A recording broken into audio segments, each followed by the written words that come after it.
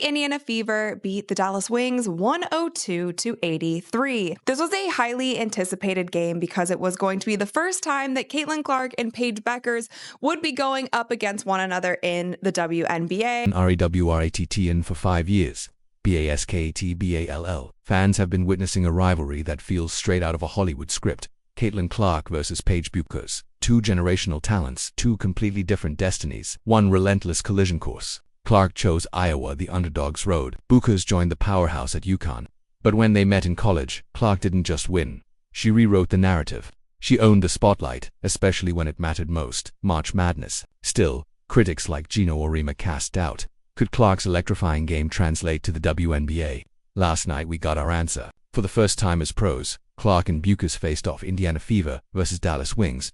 But this wasn't just a game, it was a statement. And what Clark did next, something only she has ever done twice. If you're ready to witness the moment history was shattered, drop a CC record breaker in the comments, because this is only the beginning.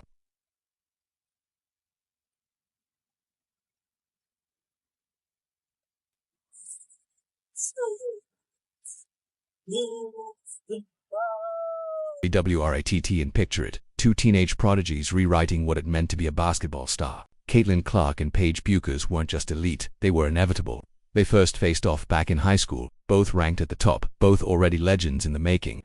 But they couldn't have been more different.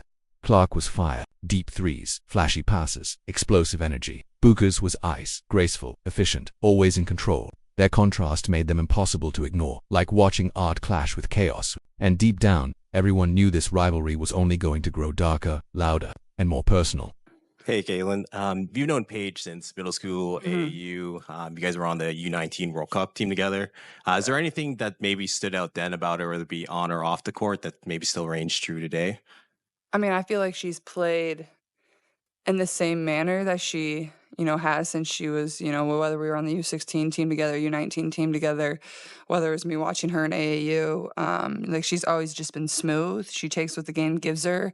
Her midi has always been as nice as it's been this year.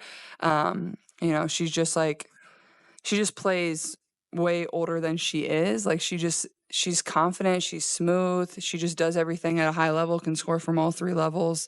And that's how she's always played. And that's obviously translated really well. College changed everything. Bueckers chose the Golden Throne. UConn led by Gino Orima, where titles were expected, not earned. Clark chose the grind Iowa, a program that had heart, but not history. That one decision split their legacies in two. When the tournament lights were brightest, Clark rose higher. Her 41-point explosion crushed Bueckers' final for dreams.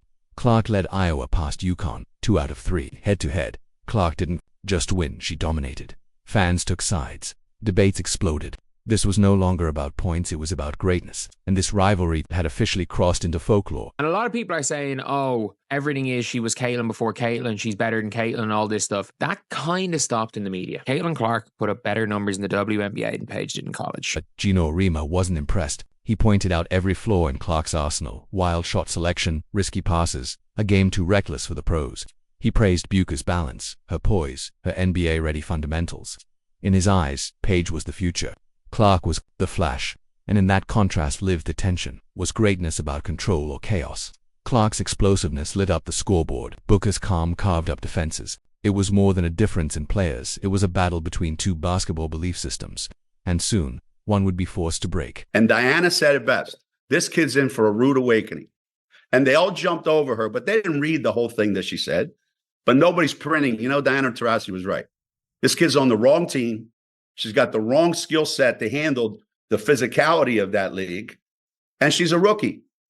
And if you're a WNBA player, if you're any kind of player, you're going to say, I'm going to make a statement. Stars entered the WNBA with the world holding its breath, with the storm finally meet the silence on the pro stage. Clark held a 2-1 lead in college matchups, but that didn't matter now. All eyes were on their WNBA debut duel. The hype was deafening. National television packed arenas, every angle analyzed. But beneath the surface, pressure mounted. Clark had been struggling with the fever. Doubts lingered, her play was under a microscope. And with Bueckers coming in strong, the question wasn't just who wins. It was, will Caitlin survive this spotlight or be consumed by it? Our player development coach yesterday, and he was just sent me a few things of even Steph going through a slump. I think he was 27 for his last 70 or something like that. Like the best in the world go through it. And I think that's like where you can find your confidence. And I think the thing I always fall back on is like, I know how hard I've worked. So, this isn't something that's going to last. And the best players in the world go through this. So I feel like I'm getting good shots. And I think that's why it's frustrating, because those are the shots that I make. Just before this showdown, the cracks began to show. Clark's Indiana Fever weren't just losing, they were collapsing. Embarrassing losses to the LA Sparks and the Golden State Valkyries left fans stunned. These weren't elite teams. These were winnable games, games they should have owned. Instead, the Fever unraveled. Confidence vanished. Momentum gone. With the Bueckers battle looming, the timing couldn't have been worse. The stakes rose. The noise got louder. And everyone wondered, had Clark's moment already slipped through her fingers? I feel like this stretch, this is a big game for us. I think we've struggled in the fact that we're able to play one good game, and then we play a bad game, then we play a good game, then we play a bad game. So I think for us is like, we got to find a way to be able to stack really good games together. And then we go on the road and, we're on a back-to-back, which is just a challenge in itself. No matter who you're playing, we play Connecticut, then we play New York. So I think Steph's message was, yes, All-Stars coming up, that break's coming up, but our focus is on these 3 games that we have left. So in that sense, I do think it's critical that our focus just remains on the game in front of us. And I feel like that's what everybody in the locker room is doing. The real battle wasn't just on the court, it was inside the locker room, behind the scenes. Clark and head coach Stephanie White were at odds. Clark pushed for speed, for fast breaks, for chaos. White wanted control, slow, methodical half-court play. Their visions clashed violently. It boiled over during a nationally televised game. Against the Atlanta Dream, the cameras caught everything. Heated words, sharp glares. That sideline argument wasn't just a disagreement, it was a warning shot. The team's identity was split in two, and neither side was backing down. There is definitely something going on within the locker room, the front office. Something is off, man. This is the 3rd situation in one game we have had involving Caitlin Clark and the coaching staff and pretty much another player. And it looked like Caitlin Clark and Stephanie White definitely had a situation where they was in a heated exchange right before halftime. Got messier. Clark was fresh, off injury, still trying to find her rhythm. Damaris Dantas returned from national team duty, throwing off the team's rotations. Chemistry gone, offense broken, turnovers became routine, open shots rimmed out. And Clark, known for fast magic, was being forced to walk the ball up. Nothing clicked. We play one good game, then a bad one, then another good one, Clark admitted. Her slump deepened. Critics circled like vultures, but her confidence unshaken. "I'm never going to stop shooting," she said, invoking Steph Curry's name. The Fever snapped their losing streak against Atlanta, but the internal storm between Clark and White is still raging, just hidden behind a thin layer of victory. It can be frustrating when your shot isn't going in the way that you want it to, but then like I look at the box and it's like, I'm really 4 shots away from having a really good game, a really good shooting game. So that's where you find your confidence. And I know those are shots that I can make, and I'm never going to stop shooting. So, until I break out of it, I'm just going to keep launching, and that's all I know. And I'm still confident in everything that I can do. And came Dallas. The moment of truth. Would White keep the leash tight, or finally let Clark run wild? Everything, the chemistry issues, the losing streak, the philosophical war, it all led to this. The Bueckers matchup was more than a headline. It was the battleground for identity, for freedom. And just when no one expected it, the switch flipped. Stephanie White gave in. She let Clark take the wheel. No more half-court crawl. No more restrictions. This was Caitlin's offense, now full speed, full vision, full control. And in that moment, something incredible was about to unfold. Lee Rue the other night had a season high 18 points. Here's Boston turning the corner. Dishing to Hull. Extra feed Clark. A deep 3. You bet. And he actually brought up stats from a shooting slump Steph Curry went through. She said that made her feel a lot better. That pass will as well. Right on the money to Mitchell. Cunningham attacked the closeout. Clark, the rejection of Quinterly. Clark, the flick ahead. Oh, beautifully done. Touchdown, Fever. The opening tip. Tension rippled through the arena. Would Clark's new freedom change everything or collapse under pressure? The first quarter offered no clear answers. Both teams moved cautiously, studying each other's rhythm like boxers in the early rounds. The Fever looked steady but unspectacular, inching toward a groove. Clark was orchestrating the offense with calm precision, distributing the ball and feeling out the defense. But the spark hadn't ignited yet. Meanwhile, Dallas kept pace, refusing to blink first. For a moment it felt like this would be a close, grinded-out battle. Then everything changed. Here's Clark being hawked by Isaiah James. Clark sidestepping three is good. Clark backing down Quinterly. 6 to shoot, baiting away and dropping it in. Beautiful. Here's Clark off the screen, through the lane, feeds Howard. Another assist for Clark. That's 13 as Howard is up to 18 points. And the second quarter arrived like lightning. Clark exploded into action, grabbing the tempo and bending it to her will. Her famous full-court touchdown passes started flying, threading through defenders like lasers. Suddenly, the Indiana Fever looked unstoppable. In just 10 minutes, they poured in 36 points and buried Dallas under a 21-point avalanche. It wasn't just a scoring run, it was basketball reimagined. Every possession crackled with energy. Every pass had poetry. This was no longer a game. It was a masterpiece unfolding in real time. And he actually brought up stats from a shooting slump Steph Curry went through. She said that made her feel a lot better. That pass will as well, right on the money to Mitchell. A tenacious start from Caitlin Clark. Here's Agumbawale off on a three. Long rebound. Mitchell, you're not going to catch her. Kelsey Mitchell in for two. They elevate each other because of how hard they compete. Nice look. Aaliyah Boston with a gorgeous dime to Kelsey Mitchell. Fire lit the fuse, but her teammates detonated the explosion. Kelsey Mitchell erupted for 20 points on a blistering 8-4-12 shooting, extending her double streak to 21 games. She fed off Clark's tempo like electricity through a wire. Natasha Howard looked reborn, gliding down the court like a sprinter, finishing with 18 points on 8 of -9 shooting. Aaliyah Boston became a force of nature inside the paint, using every ounce of her power to finish Clark's pinpoint feeds. The chemistry between Clark and Boston picked up for every drive, every dish. It felt like they shared the same mind. The synergy was terrifying, and it wasn't done yet. Mitchell bounces. Boston, one more time. This time, Mitchell delivering. And Boston up to 13 points. Indiana shooting 66%. Happened next broke more than hearts. It broke more than hearts. It broke history. The Fever dropped 64 points in the first half alone, setting a new franchise record and surpassing the previous high of 63 set in 2016. Even more no team in the WNBA had scored that many in a half all season.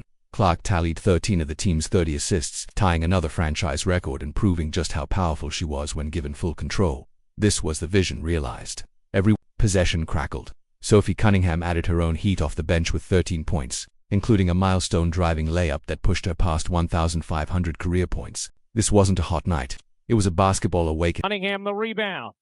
Cunningham swiftly up the floor, finds Howard for two. Sophie Cunningham making a huge impact off the bench, and Dallas will take a timeout. In this lineup, Natasha Howard is the quickest post player on the... In that second quarter, it went down in history. The 36-point eruption tied for third most in any quarter in Fever franchise history. The shooting, a blistering 76.2% from the field, a number that sounded made up. The Fever uncorked a 33-9 run that lasted nearly 8 minutes. Dallas was stuck in quicksand, watching helplessly as Indiana ran wild. The Wings had no answers, no adjustments, just confusion and fatigue. This wasn't just Clark's style thriving, it was complete dominance. Stephanie White had finally surrendered to Clark's vision, and what followed wasn't just success, it was historic destruction.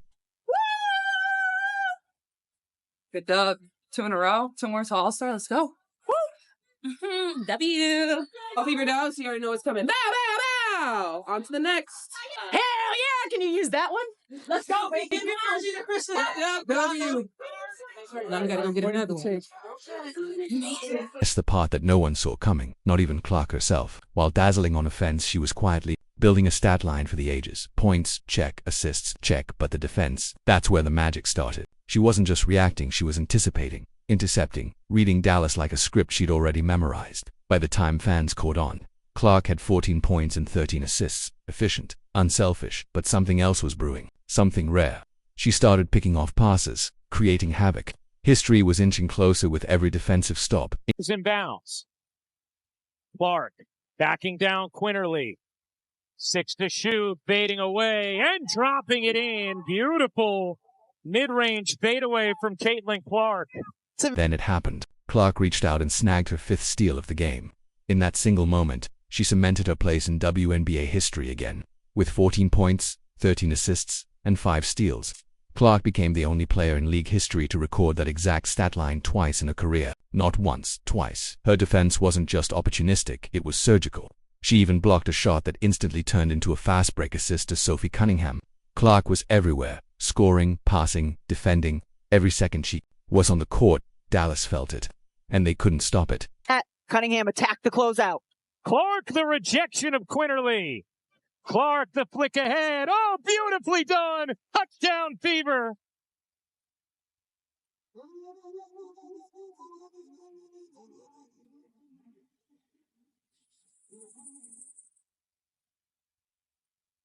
Sophie Cunningham runs the route and puts her hand up in the air, gives Caitlin Clark the target, barely over the fingertips of Hines Allen. Beautiful, beautiful pass, catch, in stride, finish. Beautiful basketball.